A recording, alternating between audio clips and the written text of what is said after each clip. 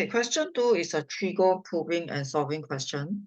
If you look at part 1 is proving, part 2 is a solving, but if you observe first, there is a hence here. That means, right, you're actually supposed to use the proving and can continue to the second part. So does it mean that you have to prove, then you can use it? No. So if let's say you are stuck at the proving, you couldn't prove this, you see this as a formula. You see an identity, whether you prove it or not as a formula. So typically, if you can't prove it, it still remains true that this whole thing can be reduced to a cotangent theta. So if let's say you got issue with the proving, you can still carry on with the second part, but you look at it as a formula. So I'm going to jump to the second part first.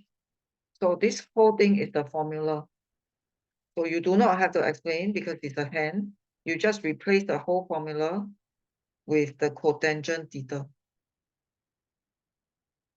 So I'm replacing the whole expression with cotangent theta because it is an identity that has been proven in the first part.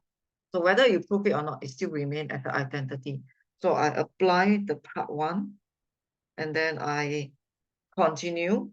So for cotangent, you can choose to change to cos. There are two formulas.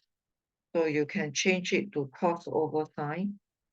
Some of you might have chosen cos over sine. And then you end up you will get yourself stuck. So there are two formulas. So the correct one that I will use will be this, because on the other side is actually 3 tangent theta. So I will apply this formula. I do a cross multiplication. After that, please do remember that when you take square root, there is a plus minus.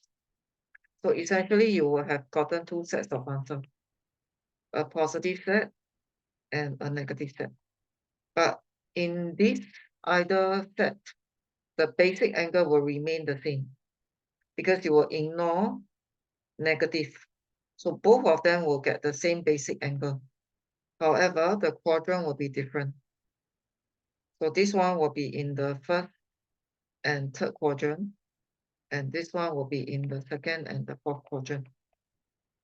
Okay, but however, you take note of the availability of the range. It only covers you first and second quadrant. So at the end of it, I'm only taking the first quadrant and I'm only taking the second quadrant. So that's why I only get two answers. Okay, if the range allows for all the four quadrants, then you should have all the four sets of answers. So that is the second part, assuming you couldn't do the first part. So let's go to the first part. It's actually a very simple proving.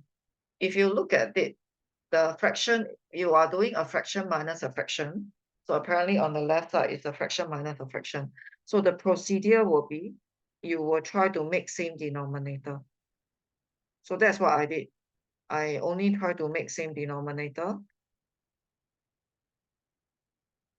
And then I focus on simplifying the numerator. So in the simplification of the numerator, I use one of the standard formula. So after I make same denominator, I apply one of the standard set of formula. Then after that, I realize it can be further simplified to something. So it's further simplified here. Then what do?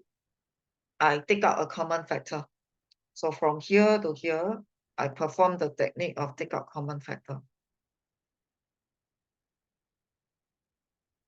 And from there, it actually helps me to cancel off two brackets. And that's how I gotten a cotangent. So it's quite a simple proving.